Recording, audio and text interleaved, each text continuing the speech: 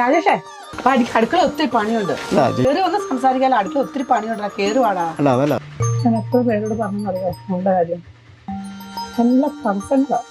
ഞാൻ എന്ത് ചെയ്യും ഞാനാലോചിക്കുന്നത്. ആ മോളുള്ളതാ. അതിനൊന്ന് പറഞ്ഞു വിടാനായിട്ട് എത്ര പേരോട് ഞാൻ പറഞ്ഞു ഇതെല്ലാം നടന്നാൽ മതിയാകും. എന്താ നമ്മുടെ കയ്യില് മോനെ, ഇന്നത്തെ പത്രത്തിലെ PSCയുടെ എന്തോ വിജ്ഞാപനം വന്നിട്ടുണ്ട്.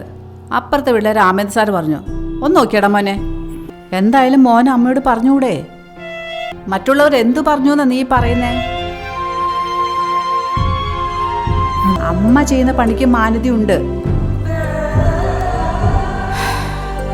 ഈ പണിയെടുത്താണ് അമ്മ മോൻ്റെ അച്ഛനുണ്ടാക്കിയ കടങ്ങളൊക്കെ വീട്ടിയത്, മോനെ പഠിപ്പിച്ച് ഈ നിലയിൽ എത്തിച്ചത്. എൻ്റെ മോന് കൂലിപ്പണിക്ക് പോവാനാണ് അമ്മ ഇത്രയിടം പഠിപ്പിച്ചത്. അങ്ങനെയെങ്കിൽ ഇത്ര വരെ ഞാൻ എന്തിനാ കഷ്ടപ്പെട്ടത്?